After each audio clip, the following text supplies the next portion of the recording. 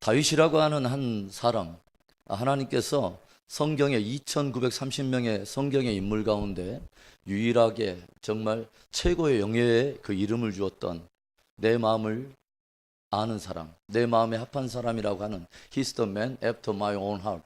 내 마음을 쫓아오는, 내 마음에 맞는 사람이라고 하는 영예로운 이름을 주었던 유일한 사람, 이 다윗. 그래서 이 다윗의 탁월함은 어디에 있냐면 하나님을 향한 갈망 속에 예배에 모든 것을 부어버리는.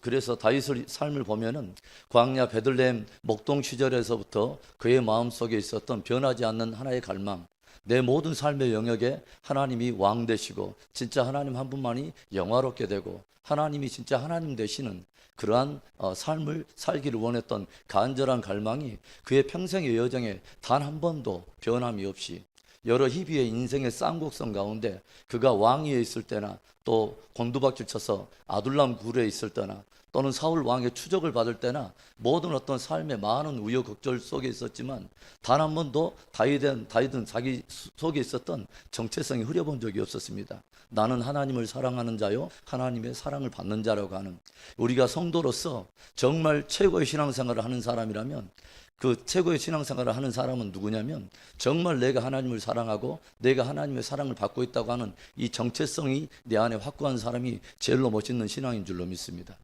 그래서 하나님을 예배했던 이 다윗 안에 하나님을 향해서 끊임없이 갈망으로 나아갈 때 오늘 하나님은 또 어떤 말씀을 주시냐면 네가 나의 집을 짓겠느냐, 내가 오히려 내가 너의 집을 지으리라라는 놀라운 말씀을 주시죠. 하나님은 다윗을 갈망하고 있는 것입니다.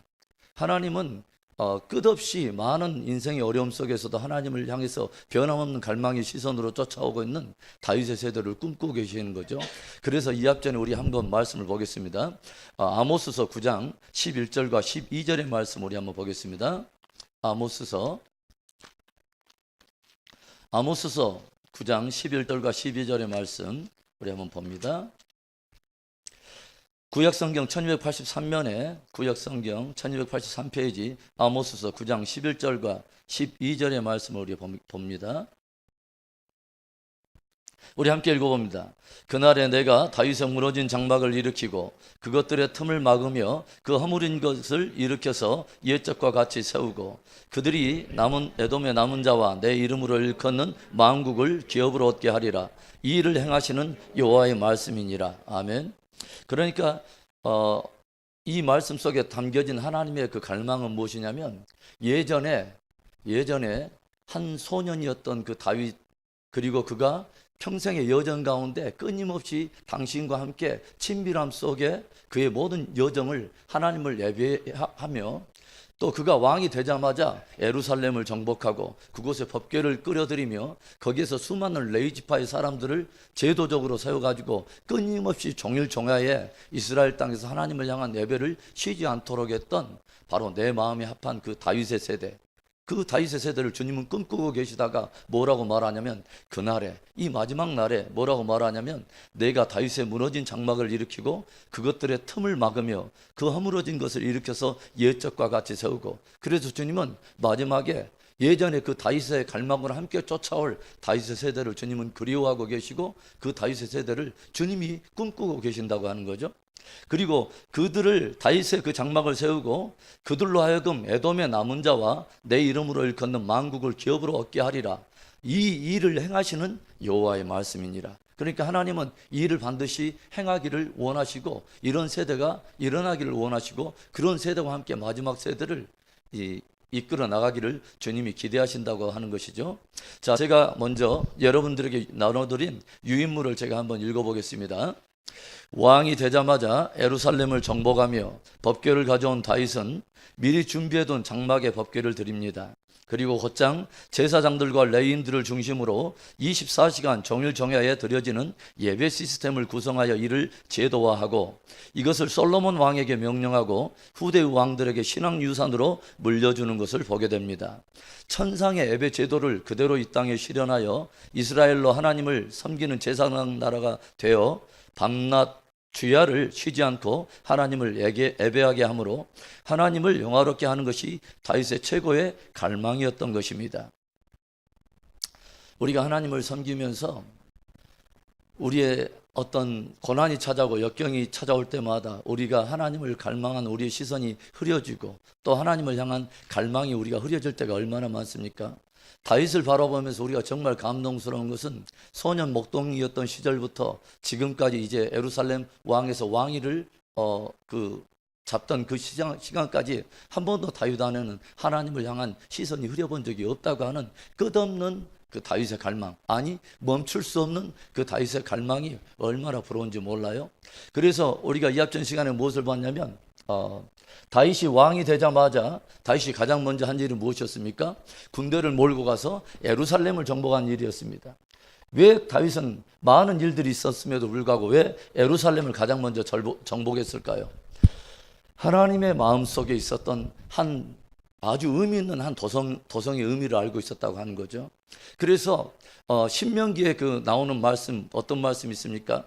여호수아와 그의 군대들에게 너희가 요단을 건너가거든 너희든 아무에서나 아무런 곳에서나 예배를 드리지 말고 내 이름을 두시려고 빼신 성읍, 내 이름을 주시려고 여러 지파 가운데 뺀 하나의 그 성읍에 너희의 재물을 가져오라고 말했던 하나님의 말씀이 있었습니다.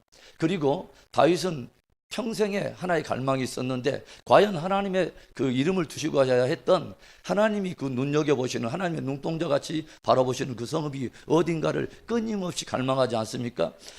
그래서 시편 우리가 132편에 어떤 말씀이 있었어요? 다윗이 하나님께 소원을 하죠. 어떤 말씀이죠? 우리 한번 점검합시다. 132편 시편 132편에 갑시다. 시편 132편 구약성경 900페이지 132편입니다. 여호와여 다윗을 위하여 그의 모든 겸손을 기억하소서. 그가 여호와께 맹세하여 야곱의 전능자에게 소원을 했습니다. 이 소원이 역사를 바꿔놓아 버렸습니다. 이 소원이 모든 이스라엘 백성들에게 한 성읍을 주목하게 만들었고 하나님의 모든 경륜의 핵심에 모든 사람들의 눈길을 사로잡았습니다. 뭐라고 말하냐면 소원하기에 이르기를 3절에 내가 내 장막집에 들어가지 아니하며 내 침상에 오르지 아니하고 내 눈으로 잠들게 하지 아니하며 내 눈꺼풀로 졸게 하지 아니하기를 어느 때까지 하면 여호와의 처소 곧 야곱의 전등자의 성막을 발견하기까지 하리라 하였나이다. 야곱에게는 이 다윗에게는 이 갈망이 있었다고 하는 거죠. 하나님께서 당신의 이름을 주시려고 빼신 그 성읍, 그래서 하나님의 성막을 두시려고 하던 하나님의 집을 세우기를 원하는 하나님의 갈망이 머무는 곳이 어딘가를 계속해서 궁구하면서 그곳을 발견하기까지는 내가 눈꺼풀로 잠들지도 아니하고 침상에 오르지도 아니하고 내 모든 삶의 모든 헌신을 바로 그곳에 드리겠다고 하는 서원을 했다고 하는 거죠. 그리고 뭐라고 말하냐면 13절에 여호와께서 시온을 택하시고 자기 거처를 삼고자 하여 이르시기를 이는 내가 영원히 쉴 것이라 내가 여기 거주할 것은 이를 원하였음이로다. 다윗은 알게 됐다고 하는 거죠. 하나님이 시온을 택하시고 자기 거처를 삼고자 하여 이는 내가 영원히 쉴 것이라고 말하고 이곳이 바로 my dwelling place, 내가 이곳에 거주할 것이라 라고 주님이 말씀하시는 하나님의 갈망을 읽어냈다고 하는 것이죠. 그래서 예루살렘을 향한 하나님의 마음을 읽어냈습니다. 우리가 이사야서 62편에 어떤 말씀이 있었어요?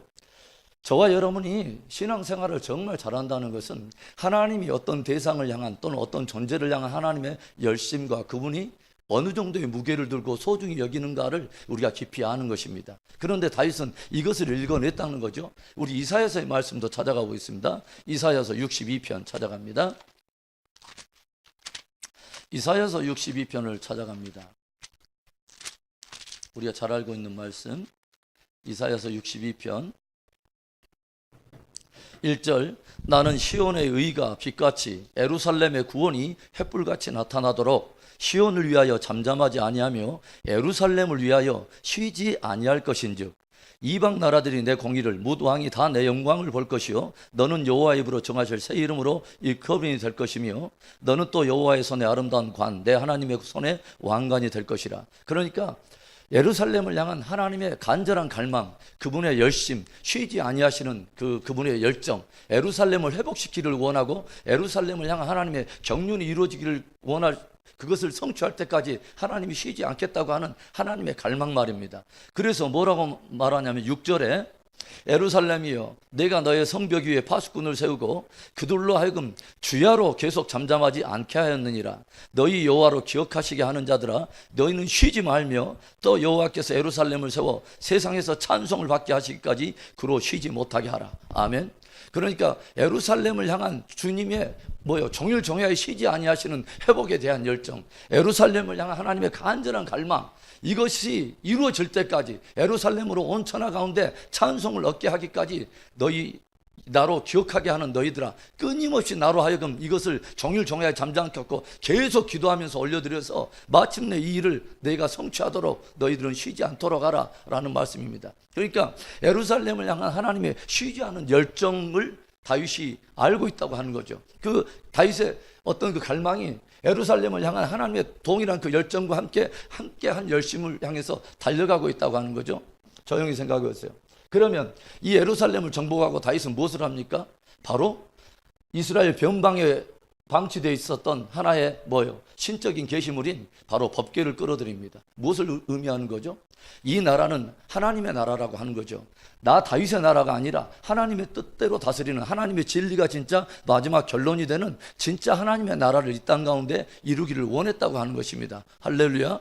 그래서 하나님의 나라는 다른 것이 아니죠. 장소적인 개념이 아닌 것이죠. 주권에 속한 문제입니다. 누가 다스리면서 그분의 어떤 말씀이 정말 진리가 되느냐가 굉장히 관건이라고 하는 것이죠. 그래서 예루살렘에 법궤를 끌어들여요. 법궤는 하나님의 임재를 나타내는 것이죠. 우리가 조용히 생각해 보세요. 법궤를 끌어들인 이 다윗이 이 법궤를 이합전에 보니까 어디다 두냐면 자기가 미리 세워놓은 다윗의 그 장막 안에다 이 법궤를 끌어들이죠. 그리고 법궤를 끌어들인 다음에 무엇을 해요? 레위인들을 세워가지고 제사 제도를 거기에다 만들고 끊임없이 정일정야에 24시간 쉬지 않도록 무려 488명을 세워가지고 24반차로 레인들로 하여금 정일정야에 계속 쉬지 않도록 그곳에서 하나님을 예배하게 만들어요. 찬양하면서 악기로 찬양하는 자들을 4,000명을 뽑아가지고 이 사람들에게 붙여가지고 함께 24반차로 끊임없이 하나님을 예배했다고 하는 거죠. 다윗은 예전 소년 목동의 시절부터 바로 꿈꾸었던 것입니다. 어떻게 하면 하나님을 최고로 영화롭게 할 수 있을까? 그리고 이 땅을 어떻게 하나님의 나라로 회복해 낼 수가 있을까? 그래서 모든 이 하나님의 사람들에게 잊혀졌던 하나님의 도성 예루살렘을 향한 하나님의 열정을 어떻게 알게 할까? 그리고 한 중심에 하나님의 법궤를 세워가지고 진짜 하나님이 다스리는 그 나라를 회복해 낼까 하는 그 간절한 갈망을 끊임없이 꿈꾸고 오더니 마침내 왕이 되자마자 다른 외교 정책에 먼저 힘을 기르는 것도 아니고 국방 정책에 힘을 기르는 것도 아니라 진짜 하나님이 하나님 되시는 위치부터 먼저 자리 잡도록 이 다윗은 바로 이 법궤를 끌어들이고 제사 제도를 끊임없이 24반차를 하나님께 올려드렸다고 하는 거죠. 그러면 다윗은 어디서 이 영감을 얻게 되었을까요? 다윗은 어디서 이 영감을 얻게 되었을까요? 하나님의 갈망을 이뤄냈다는 거죠. 천상의 예배 광경 속에 우리가 계시록에서 무엇을 봅니까? 내 생물과 24장로들과 모든 하늘과 땅의 모든 피조물들이 천군 천사들이 하나님을 예배할 때 어떻게 찬송합니까? 정일정야에 쉬지 않고 하나님을 예배하는 것들을 봤다는 거죠. 다윗은 선지자라고 말합니다. 주님 예수 그리스도의 부활의 광경을 목격하고 주께서 내 주에게 말씀하시기를 하고 말씀하면서 다윗은 하나님의 갈망과 천상의 세계의 예배의 광경을 목도했다고 하는 거죠. 그래서 하늘 위의 뜻이 이 땅 가운데 이루어지도록, 하늘 위의 예배가 이 땅 가운데 그대로 재현될 수 있도록 다윗이 모든 헌신을 다해서 예배의 모든 진력을 쏟았다고 하는 것이죠. 참으로 귀하죠. 그래서 이 예루살렘을 향한 하나님의 열정과 다윗의 열정이 이 예루살렘에서 만나게 되었다고 하는 것이죠. 참으로 놀라운 것 아닙니까? 그래서 간절하게 하나님께 무엇을 말하냐면, 이제 사무엘하로 다시 돌아갑시다. 사무엘하 7장으로 넘어갑시다. 이 다윗이 왕이 돼가지고 이제는 왕이 됐는데 이제는 편하게 하나님께서 주변의 대적들을 다 물리치시고 왕에 거하게 하실 때 과거적 승리를 이제 기념하거나 아니면 현재적으로 차지하고 있는 왕의 자리나 축복을 즐기는 그런 다윗의 모습이 아니라 끊임없이 달려오던 그 갈망이 쉬지 않고 역시 왕이 되어서도 법궤를 끌어들이고 레위 제사장들로 인해서 이 제사 제도를 만들었고 계속 이 후손들에게 하나의 제도화된 하나의 예배 체제를 진앙으로 유산으로 물려주는 일 외에 오늘 보니까 이제 또 무엇을 합니까? 하나님의 집을 이제 세우겠다는 거예요. 도대체 다윗의 하나님을 향한 갈망의 끝은 어디일까요? 다윗에게 제일로 부러운 거, 제일로 담고 싶은 갈망이 이거 아니겠습니까? 하나님을 향한 열정이 끊임이 없어요. 예전에 선교사님들이 함께 모였어요. 그래서 선교사 수련회를 했는데 그곳에서 그 강사이신 그 김용희 선교사님이 이렇게 그 사모님들한테 어떻게 보통 사람은 그냥 신앙생활하기도 어려운데 어떻게 그 예수님께 밀쳐도 홀라당 미쳐가지고 이렇게 선교사까지 오게 됐는가 한마디씩 해보라고 이렇게 마이크를 주니까 첫 번째 사모님이 어떻게 말씀하시냐면 제가 뭐 나가려고 해서 나갔나요?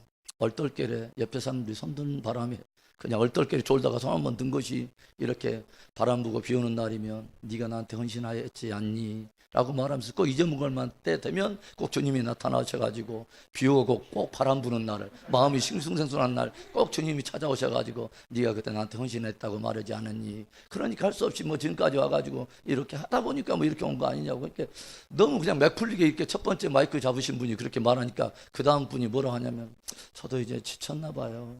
이제 주님과 저와의 그 관계가 조금 이렇게 멀어진 것 같아요. 또 어떤 분은 뭐 여러 막 그 실패와 또 마음속에 어떤 패배 또 상처 입은 거 막 이런 이야기를 하니까 이 김영기 선교사님 너무 맥이 풀려가지고 도대체 선교사님들의 영성이 이래가지고 어떻게 일을 할까라고 생각하면서 그날 일단 모든 집회를 끝났대요. 그리고 호텔에 와가지고 조용히 마음이 착잡해가지고 주님께 이렇게 그 묵상하고 있는데 갑자기 섬광처럼 지나가는 하나의 그 감동, 엄청난 불방망이 쳐버릴 같이 그 마음을 진동하는 어마어마한 그 쾌추천이 그 또 이 감동과 깨달음이 축 지나가는데 만약에 방금 그 선교사님들의 그 사모님들의 입술에서 주께 고백했던 저도 이제 지쳤나 봐요. 이제 저도 식었나 봐요.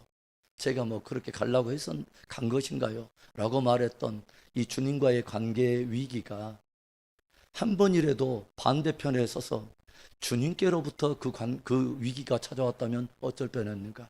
야, 나도 이제 니한테 지쳤다. 야, 나도 이제 좀 해도 너무한다.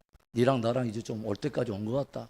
이런 위기, 우리를 향한 당신의 갈망의 위기가 그분께로 있었다면, 그분한테 단 한 번이라도 있었다면 우리가 그분을 따르고 신뢰할 수 있었겠느냐 하는 거죠. 그런데 중요한 것은 그분이 우리를 향한 갈망은 한 번도 식어본 적이 없다는 것입니다. 할렐루야. 예루살렘을 향한 당신의 그 갈망처럼 예루살렘 성전은 우리의 성전과 함께 맞물려 있는 것입니다. 예루살렘 성전을 향한 그분의 갈망은 바로 우리들 안에 당신이 왕 되기를 그렇게 갈망하시는, 그곳에서 끊임없이 우리의 마음속에 그분이 왕 되시는 진짜 참된 예배가 회복되기를 원하는, 진짜 우리 안에 다윗의 장막이 회복되기를 원하는 그분의 열정이 담겨 있는 것입니다. 할렐루야. 그래서 이 하나님께서 뭐예요? 이 다윗을 바라보면서 너무 기가 막힌 거죠. 7장 1절에 이제 사무엘하 7장 1절에 보겠습니다. 여호와께서 주의 모든 논수를 무찌르사 왕으로 궁에 편안히 살게 하신 때에 왕이 선지자 나단에게 이르되 볼지어다 나는 백양목 궁에 살거늘 하나님의 개는 휘장 가운데 있도다. 나단이 왕께 아뢰되 여호와께서 왕과 함께 계시니 마음에 있는 모든 것을 행하소서 하니라. 지금 다윗이 마음에 또 절절히 저려오는 거예요. 뭐냐면 어느 날 바람 부는 날 조용히 백양목 궁에 잠을 자려고 하는데 저 멀리에 휘장 가운데 놓여있는 하나님의 개가 보이더라고 하는 거죠. 자기는 지금 백양목 궁에서 이 잠을 자고 있는데 하나님의 개가 초라한 휘장 가운데 이렇게 초라하게 놓여있는 것 같아서 마음이 너무너무 아픈 거예요. 이것이 다윗의 마음이죠. 그래서 나단에게 이 고민을 털어놓죠. 하나님의 집을 향한 어떤 그런 갈망을 털어놓으니까 나단이 뭐라고 하냐면 여호와 하나님께서 당신과 함께 계시니 당신의 마음대로 행하소서라고 말을 하죠. 그 뒤로부터 이제 하나님께서 어떤 말씀을 하시는가를 조용히 들어보면 바로 한마디로 결론은 거예요. 다윗, 내가 어떤 인생에게 내가 내 집 하나 지어달라고 내가 말한 적이 있느냐? 내가 무엇이 부족하건대 인생 가운데 인생들이 만드는 내가 집 가운데 거하겠느냐? 나는 한 번도 그런 적이 없다. 그런데 인생으로서 네가 나의 집을 짓겠다고 나를 향한 갈망이 그렇게 뜨겁냐? 그러면서 주님이 뭐라냐면 오히려 뭐라고 말하면 내가 너의 집을 세우리라. 내가 너의 보좌를 든든히 세워주리라. 주님께서 말씀하시는 거죠. 저는 이렇게 보면서 참으로 놀라운 어떤 그 하나님과 다윗 왕이 하나님과 어떤 그 신적인 연인으로서 함께 이렇게 교제하면서 친밀하면서 서로 이렇게 사랑 안에서 하나 거하는 것들을 이렇게 바라보면서 정말 깊은 어떤 도전들을 받고 얼마나 부러운지를 몰라요. 그래서 다윗 안에는 여전히 왕이 되었지만 예전에서부터 끊임없이 하나님에서 꿈꾸어던 그 하나님을 향한 예배에 대한 갈망, 하나님의 집을 향한 어떤 그런 갈망이 한 번도 식어본 적이 없다고 하는 것이죠. 그런데 이제는 하나님께서 오히려 뭐예요? 내가 너의 집을 세우리라. 내가 너의 집을 세우리라 라고 주님께서 말씀을 하신다고 하는 거죠. 그래서 예루살렘을 우리가 보면요, 참으로 놀라운 것이 하나 있어요. 예루살렘에는 작은 하나의 산이 세 개가 있는데요. 하나는 모리아산이 있어요. 그리고 또 하나는 무슨 산이 있냐면 시온산이 있습니다. 하나는 감람산이 있어요. 이 세 개의 산이 있는데요. 모리아산은 이것은 아브라함이 그 아들 이삭을 번제로 드렸던 바로 동일한 장소에 다윗이 계시해서 솔로몬이 이제 거기다 무엇을 세우죠? 성전을 세웠습니다. 그래서 이것을 뭐라고 나중에 부르냐면 성전산이라고도 말해요. 그래서 모리아산이 있고요. 그런데 이 시온산에는 또 뭐가 있냐면 예루살렘을 다윗이 정복하자마자 이 예루살렘을 정복하고 이 전체 그 이름을 뭐라고 그러냐면 다윗성이라고 그러죠. 그런데 그 다윗성이 위치한 곳이 바로 시온산입니다. 그래서 여기는 시온산은 무엇을 말하냐면 다윗의 집이 있는 것이요, 다윗의 궁궐이 있는 것입니다.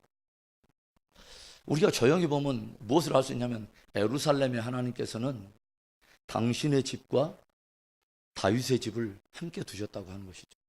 그러니까 다윗이 내가 하나님의 집을 짓기를 원합니다. 예루살렘 바로 그곳, 당신의 갈망이 있는 곳에. 그런데 하나님께서는 또 놀랍게 그 시온산에다, 예루살렘에 있는 그 산에다 뭐요? 다윗의 궁궐, 다윗의 성을 짓도록 하셨다고 하는 거죠. 그래서 예루살렘 안에는 하나님의 집이 있고 다윗의 집이 있다고 하는 것이죠. 참으로 놀라운 거 아닙니까?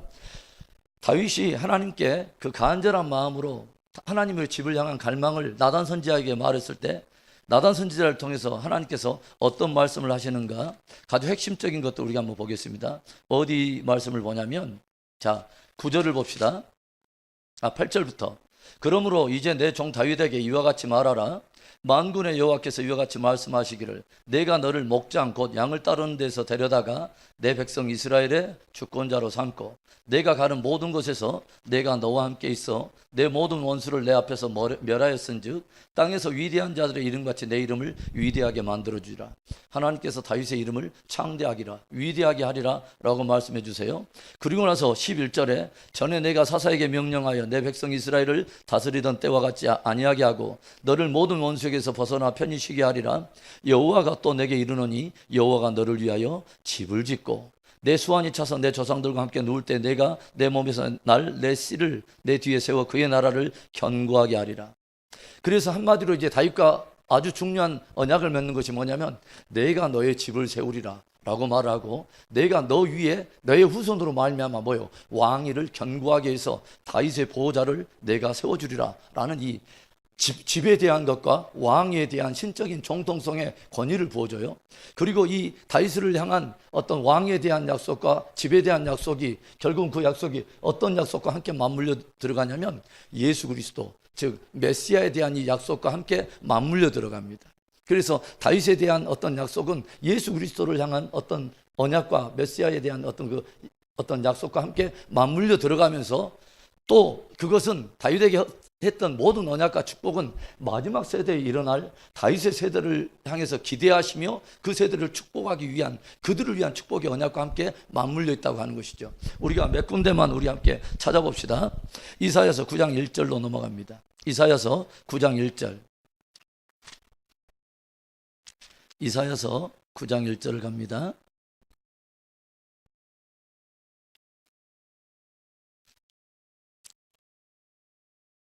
전에 고통받던 자들에게는 흑암이 없으리로다. 옛적에는 여호와께 스불론 땅과 납달리 땅이 멸시를 당하게 하였더니 후에는 갈릴리 길과 요단 저편 이방의 갈릴리를 영화롭게 하셨는지라. 어디서 많이 듣던 말씀이죠. 마태복음 4장에 나온 말씀인데, 흑암에 행하던 백성이 큰 빛을 보고 사망의 그늘진 땅에 거주하던 자에게 빛이 비치도다. 이것은 결국은 그 땅 가운데 누가 온다는 것입니까? 예수 그리스도 메시아가 온다고 하는 것인데, 그 뒤에 이제 봅시다. 6절에 이는 한 아기가 우리에게 낳고 한 아들을 우리에게 주신 바 되었는데 그의 어깨에는 정사를 메었고 그의 이름은 기묘자라 모사라 전능하신 하나님이라 영존하신 아버지라 평강의 왕이라 할 것임이라. 7절에 그 정사와 평강의 더함이 무궁하며 또 다윗의 왕자와 그의 나라에 군림하여 그 나라를 굳게 세우고 지금 이후로 영원히 정의와 공의로 그것을 보존하실 것이라. 만군의 여호와의 열심히 이를 이루시리라. 아멘. 그러니까 이것은 무엇을 말합니까? 바로 그 땅 가운데 예수 그리스도를 보내고 다윗에게 예전에 약속했던 다윗의 집을 세우며 그의 보좌, 왕의 보좌를 경고하려 했던 이것을 여호와의 열심히, 다윗과 언약했던 여호와의 열심으로 이루어내시겠다는 것입니다. 할렐루야. 예루살렘을 향한 하나님의 열정을 알고 그 동일한 열심으로 쫓아와 하나님을 예배했던 다윗의 그 갈망대로 다윗의 갈망이 하나님을 향해서 끊임없이 하나님을 향해서 갈망이 올 때 하나님도 역시 다윗을 향해서 끊임없는 그의 갈망을 쏟아내시며 끊임없이 그 갈망이 멈추지 않는 다윗을 끊임없이 축복하시는, 그리고 기대하시는, 더 많이 또 부어주시기를 원하는 하나님의 마음을 우리가 알게 된다고 하는 거죠. 또 보겠습니다. 이사야서 11장으로 넘어갑시다. 11장 1절 보겠습니다. 11장 1절.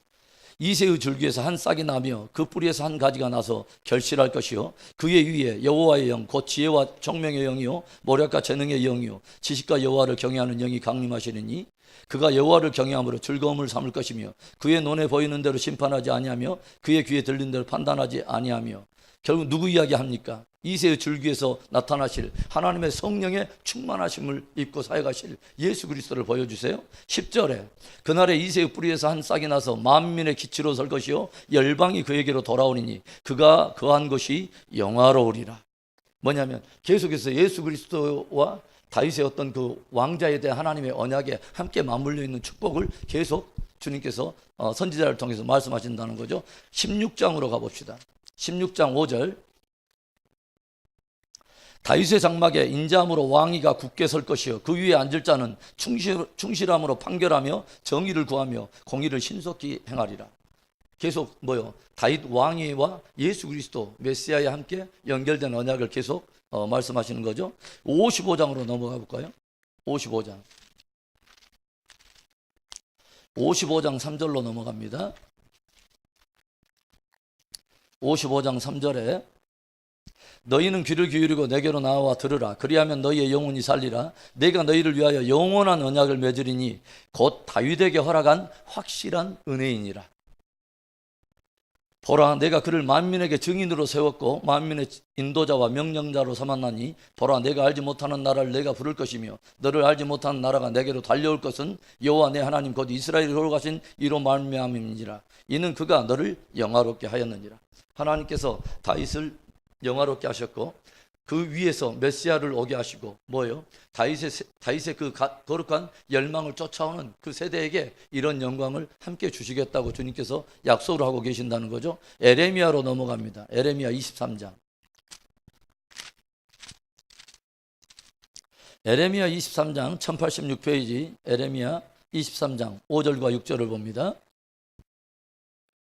여호와의 말씀이니라. 보라, 때가 이르리니 내가 다윗에게 한 의로운 가지를 일으킬 것이라. 그가 왕이 되어 지혜롭게 다스리며 세상에서 정의와 공의를 행할 것이며 그의 날에 유다는 구원을 받겠고 이스라엘은 평안히 살 것이며 그의 이름은 여호와 우리의 공의라 일컬음을 받으리라.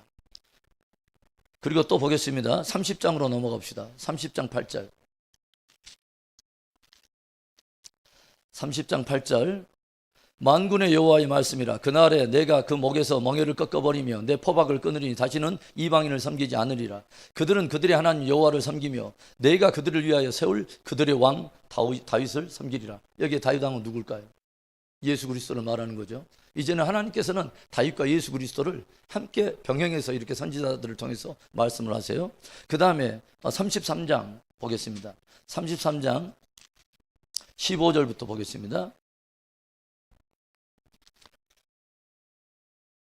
10, 5절과 16절. 그날 그때 내가 다윗에게서 한 공의로운 가지가 나게 하리니 그가 이 땅에 정의와 공의를 실행할 것이라. 그날에 유다가 구원을 받고 예루살렘에 안전히 설 것이며 이 성은 여호와는 우리의 의라는 이름을 얻으리라. 여호와께서 이와 같이 말씀하시니라. 이스라엘 집에 왕이 앉을 사람이 다윗에게서 영원히 끊어지지 아니할 것이며 내 앞에서 번제를 드리며 소제를 사르며 다른 제사를 항상 드릴 레위 사람 제사장들도 끊어지지 아니하리라 하시니라. 전체적인 이미지가 다윗의 장막에 어떤 그 이미지를 그려내지 않습니까? 그리고 보세요. 하나님께서 다윗과의 어떤 그 언약에 대한 주님의 어떤 열정과 그것을 확실히 이루기를 원하는 하나님의 마음을 이렇게 표현하셨어요. 뭐라고 말하냐면 보세요. 19절부터 여호와의 말씀이 에레미야에게 임하니라. 이르시되 여호와께서 이와 같이 말씀하시니라. 너희가 능히 낮에 대한 나의 언약과 밤에 대한 나의 언약을 깨뜨려 주야로 그 때를 잃게 할 수 있을진데, 만약에 그렇게 할 수 있다면, 그러니까 낮도 없어지고 밤도 없어진다면, 그런 일이 일어난다면 21절 내 종 다윗에게 세운 나의 언약도 깨뜨려 그에게 그의 자리에 앉아 다스릴 아들이 없게 할 수 있겠으며 내가 나를 섬기는 레위인 제사장에 세운 언약도 파할 수 있으리라. 무엇을 말하냐면, 만약에 내가 창조해서 세운 낮과 밤을 너희가 없앨진데, 그러니까 낮과 밤이 없어지지 않는 한 무엇을 주님께서는 끊임없이 하시겠다는 말이냐면, 다윗에게 세운 나의 그 언약의 효력도 낮과 밤이 계속 있는 한 하나님은 그 약속을 지키시겠다는 지금 말씀을 하시는 거예요. 22절에 하늘의 만상은 셀 수 없으며 바다의 모래는 측량할 수 없나니 내가 그와 같이 내 종 다윗의 자손과 나를 섬기는 레인을 번성하게 하리라 하시니라. 아멘. 그래서 하나님께서 당신의 갈망을 쫓아오는 이 다윗과 함께 맺은 언약에 대해서 하나님께서 역시 동일한 갈망을 가지고 다윗에게 축복하면서 다윗을 그렇게 왕위로 세우며 다윗의 세대를 주님께서 또 일으키시겠다고 하는 것이죠. 에스겔서도 우리 한번 넘어가 볼까요? 자, 에스겔서 34장을 찾아갑니다. 에스겔서 34장 23절 24절을 보겠습니다. 23절 24절 내가 한 목자를 그들 위에 세워 먹이게 하리니 그는 내 종 다윗이라. 그가 그들을 먹이고 그들의 목자가 될지라. 나 여호와는 그들의 하나님이 되고 내 종 다윗은 그들 중에 왕이 되리라. 나 여호와의 말이니라. 계속 다윗에 대한 언약을 주고 있죠. 37장 24절 25절 24절과 25절 내 종 다윗이 그들의 왕이 되리니 그들 모두에게 한 목자가 있을 것이라. 그들이 내 규례를 준수하고 내 율례를 지켜 행하며 내가 내 종 야곱에게 준 땅 그의 조상들이 거주하던 땅에 그들이 거주하되 그들과 그들의 자자손손이 영원히 거기에 거주할 것이요 내 종 다윗이 영원히 그들의 왕이 되리라. 호세아서로 넘어갑니다. 다니엘 다음에 호세아서로 넘어갑니다. 호세아서 3장 5절 1259페이지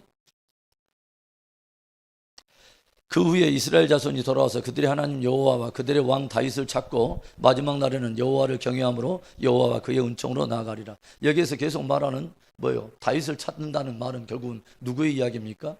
예수 그리스도 메시아에 관련된 그 이야기인데, 다윗을 하나의 메시아의 표상으로 보고 하나님 계속 말씀을 주신다고 하는 거죠. 아모스서 아까 아침에 9장 11절을 읽었으니까요. 스가랴 12장으로 넘어갑시다. 스가랴 12장 스가랴서 12장을 우리 한번 보겠습니다. 스가랴서 12장에 7절과 8절을 보겠습니다. 여호와가 먼저 유다 장막을 구원하리니 이는 다윗의 집의 영광과 예루살렘 주민의 영광이 유다보다 더하지 못하게 하려 함이니라. 그날에 여호와가 예루살렘 주민을 보호하리니 그 중에 약한 자가 그날에는 다윗 같겠고 다윗의 족속은 하나님 같고 무리 앞에 있는 여호와의 사자 같을 것이라. 어떤 말을 하냐면 마지막 시대에 예루살렘의 어떤 거룩한 어떤 회복이 있게 될 텐데, 하나님의 원래 온 백성 중에 남은 자들 가운데 다윗의 세대처럼 일어날 사람들이 일어날 거라고 하는 거죠. 하나님을 전심으로 예배하는 거룩한 하나님의 백성들이 일어날 것이며, 하나님께서 예전 다윗에게 약속된 그 동일한 그 약속의 축복을 그 세대가 누리게 될 거라고 하는 것들을 지금 예언하고 있는 것입니다. 그러니까 한마디로 지금 무엇을 말하는 것이냐면, 하나님 끊임없이 하나님을 향해서 갈망으로 쫓아오던 다윗을 하나님도 동일하게 당신의 갈망으로 다윗을 바라보고 있고, 하나님을 향한 그의 제부를 세우겠다는 그 다윗에게 동일하게 하나님은 내가 다윗의 집을 세우리라라고 말씀해 주시고, 나중에 예언적으로 어떤 일이 있냐면 뭐예요? 예루살렘 그 도성 안에 하나님의 집과 다윗의 집이 함께 있는 놀라운 그 모습을 우리에게 보여준다고 하는 거죠. 그래서 하나님의 집을 짓겠다고 계속 소원하고 있는 다윗에게 어떤 축복을 주냐면, 이제 사무엘하 8장으로 가봅시다. 사무엘의 8장으로 가보면 어떤 일이 벌어지는 거 봅시다. 사무엘의 8장을 보겠습니다. 8장에 보니까 그 후에 다윗이 블레셋 사람들을 쳐서 항복을 받고 블레셋 사람들의 손에서 메대 간마를 빼앗으니라. 그 뒤로 보세요. 여러 족속 주변 족속이 나오는데 계속 빼앗는 이야기입니다. 2절에 다윗이 또 모압을 쳐서 그들로 땅에 엎드리게 하고 줄로 재어 그 두 줄 길이의 사람은 죽이고 한 줄 길이의 사람은 살리니 모압 사람들이 다윗의 종들이 되어 조공을 들이니까 빼앗고 또 조공을 받고, 3절에 또 뭐냐면 여러 또 이야기가 나오는데, 로비 아들 소바왕 하닷 에셀의 군대들과 함께 싸울 때에 다윗이 쳐가지고 4절에 사로잡고 또 또 남기고 발에 힘줄을 끊고 쭉 나오는 이야기죠. 6절에 다윗이 다메섹 아람의 수비대를 두매 아람 사람이 다윗의 종이 되어 조공을 바치니라. 다윗이 어디로 가든지 여호와께서 이기게 하시니라. 계속해서 하나님께서 축복을 주셔요. 무엇을 말하냐면, 내가 당신의 집을 세우겠습니다 했는데 하나님께서 다윗에게 그 소원을 이룰 수 있도록 모든 것들을 막 전리품들을 붙이기 시작하고 대적들을 붙이기 시작하고, 당신의 집을 짓겠다고 하는 그 다윗에게 모든 것들을, 그 실제적인 건축은 아들이 솔로몬이 하겠지만 아들을 위해서 모든 그 필요한 자재와 모든 것들이 부족함이 없도록 하나님께서 소원을 지킬 수 있는 능력을 주시더라고 하는 거죠. 할렐루야. 우리가 하나님을 향해서 거룩한 것을 갈망하며 주께 올려드리면요, 주님께서는 그것을 감당할 능력을 주십니다. 할렐루야. 자, 그 다음에 또 보면 9절에도 하마당 도의가 쭉 이야기 나오고, 11절에 다 전리품을 받으니까 다윗 왕이 그것도 여호와께 드리되 그가 정복한 모든 나라에서 얻은 은금 노력한 모든 것들을 다 드리고, 또 13절에 다윗이 소금 골짜기에서 에돔 사람 18,000명을 죽이고 돌아와서 명성을 떨치니라. 14절에 다윗이 에돔의 수비대를 두어 온 에돔의 수비대를 두니 에돔 사람이 다 다윗의 종이 되니라. 다윗이 어디로 가든지 여호와께서 이기게 하셨더라. 계속해서 하나님께서 다윗을 축복하시는 것을 바라보게 되고 그의 소원을 이룰 수 있도록 주님께서 축복하신 것을 바라봅니다. 그래서 이때 이제 마지막 주제 하나만 우리가 더 나누고 마치는데요, 당신의 집을 짓겠다고 하는 이 다윗에게 하나님께서 내가 너의 집을 세워주리라 라고 이 약속을 하죠. 그런데 이 말씀을 받는 다윗의 모습을 한 번만 우리가 살펴보기를 원해요. 자, 18절로 가봅시다. 7장 18절.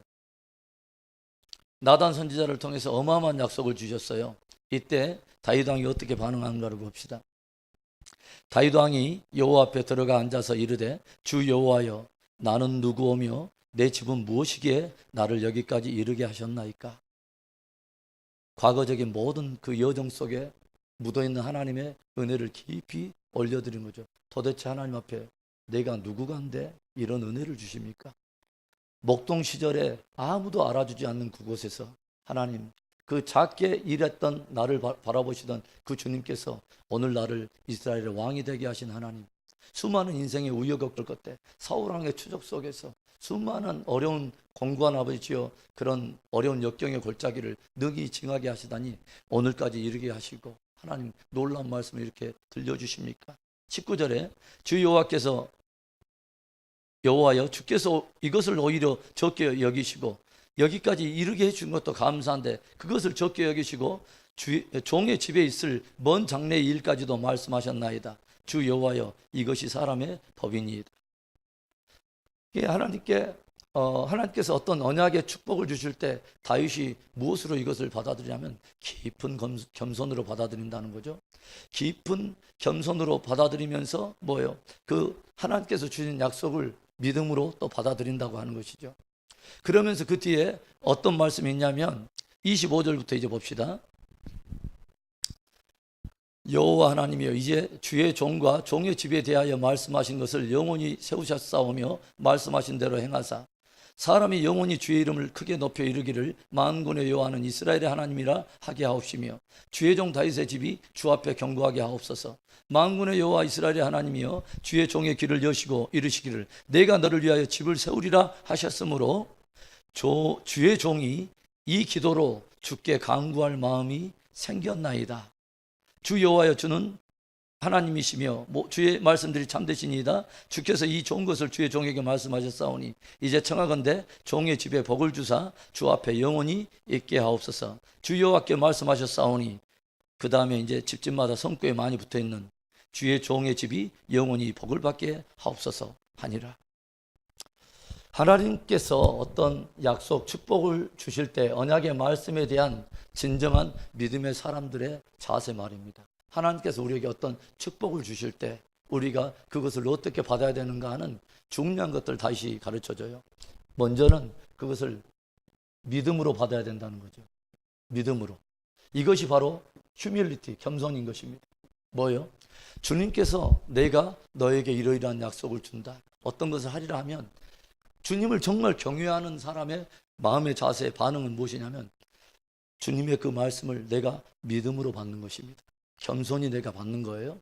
그리고 나서 또 하나가 있어요. 그 다음에는 기도하는 것입니다. 그 일을 행하여 달라고, 당신의 그 약속대로 행하여 달라고 간구하는 것입니다. 이것이 나에게 언약을 주신 하나님을 경외하는 두 가지의 태도입니다. 하나는 뭐요? 있는 그 말씀을 내가 믿음으로 받는 것입니다. 그리고 또 하나는 뭐요? 주님께서 주신 그 말씀을 있는 그대로 행하여 달라고 주님께 간절히 간구하는 것입니다. 이것이 참된 믿음의 자세라는 거죠. 굉장히 중요한 거예요. 이것이 얼마나 중요하냐면 우리가 어디를 보냐면요. 로마서 4장 20절을 찾아봅시다. 로마서 4장 20절.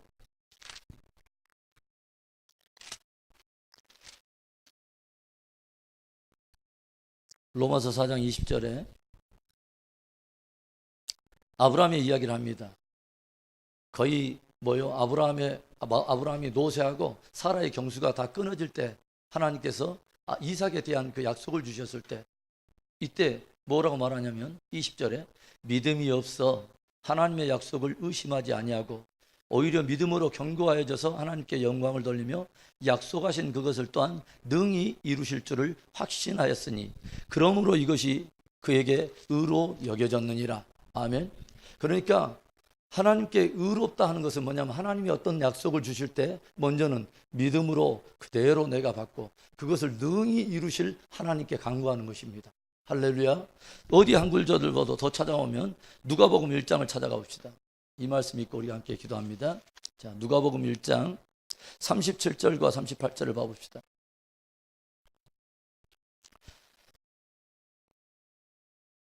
사가랴와 엘리사벳 그 부부 사이에 주님께서 아들을 약속해 주시죠. 세례 요한에 대한 이야기인데 이 약속을 주실 때 그 제사장인 사가랴가 믿지를 않아요.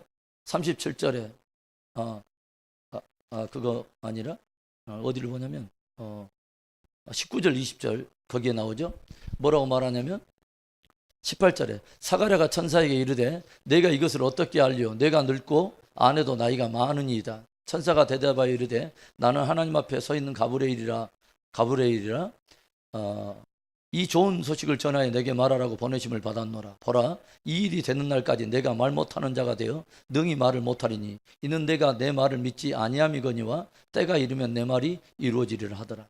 그래서 사가랴는 하나님의 약속을 듣고서도 믿지 아니함으로 인해서 그 일이 이루어지는 날까지 벙어리가 됐다는 거죠. 그런데 마리아는 다르다는 거죠. 37절 38절 대저 하나님의 모든 말씀은 능하지 못하심이 없느니라. 마리아가 이르되 주의 여종이오니 말씀대로 내게 이루어지이다 하며 천사가 떠나가니라. 마리아도 무엇을 합니까? 네가 동정녀 남자를 알지 못하는 처녀이지만 주의 성령이 임하여 네가 수태하여 아들을 낳게 되라는 이 말씀을 받을 때 믿음으로 받고 그 말이 내게 이루어지기를 하나님 앞에 간구했다는 거죠. 그러니까 믿음과 동일한 그 간구 굉장히 중요한 것 같아요. 우리가 하나님의 말씀을 받을 때 하나님은 하나님의 수준으로 말씀하시고 우리는 우리 수준으로 생각하기 때문에 너무너무 이 하나님의 약속이 너무도 버겁죠. 그러지 않아요? 우리의 상황과 상관없이 주님은 주님의 수준으로 말씀하시기 때문에 그 말씀 자체가 우리에게 굉장한 말씀입니다. 굉장한 수준으로 나오기 때문에 그래서 우리에게 필요한 것이 뭔지 아세요? 믿음입니다. 그것은 철저하게 저와 여러분의 어떤 상황과 나의 어떠함 속에서 나오는 그런 것이 아니라 그분, 이 모든 것을 다 뛰어넘어서 그분의 수준에서 할 수 있다고 하는 그분에 대한 믿음입니다. 할렐루야. 그래서 이 믿음은 얼마나 중요한지 몰라요. 하나님을 진짜 경외하는 사람의 반응은 그분의 언약에 대해서 내가 겸손히 믿음으로 반응하는 것입니다. 그리고 나서는 그 다음에 뭐요? 그것을 능히 행하실 그 하나님을 내가 신뢰함으로 그 하나님께 그걸 이루어달라고 기도하는 것입니다. 다윗이 뭐라고 말해요? 주께서 나에게 이 말씀을 하셨으므로 내가 주께 간구할 마음이 생겼나이다. 여러분, 저와 여러분의 모든 기도의 간구는 하나님의 약속을 붙들고 나가는 간구인 것이죠. 할렐루야. 그거에는 두 가지 자세가 필요해요. 뭐요? 하나는 믿음으로 내가 받는 것과 그것을 능히 행하실 하나님께 내가 구하는 것, 이것이 하나님을 하나님에게 인정하는 경외하는 자의 마땅한 자세라고 하는 것입니다. 오늘 이 말씀 속에 저는 오늘 이 밤에 간절히 우리가 특별히 기도할 때 다윗 안에 있었던 끊임없는 어떤 인생의 어떤 환경과 많은 어떤 굴곡이 있었음에도 불구하고 변하지 않는 하나님을 향한 그 갈망, 그 하나님을 향한 거룩한 갈망이 우리 안에도 부어지기를 간절히 원합니다. 그리고 하나님의 약속이 우리에게 주어질 때마다 우리가 다윗처럼 겸손히 믿음으로 받고 그것을 능히 행하실 하나님 앞에 우리가 간구함으로 하나님께서 다윗의 세대를 마지막 세대에 일으키기를 원하시고 그 세대, 다윗의 그 믿음을 쫓아가는 다윗의 세대를 동일한 다윗에게 주었던 그 축복으로 주께서 우리를 축복하시기를 간절히 원합니다. 기도하며 나가겠습니다.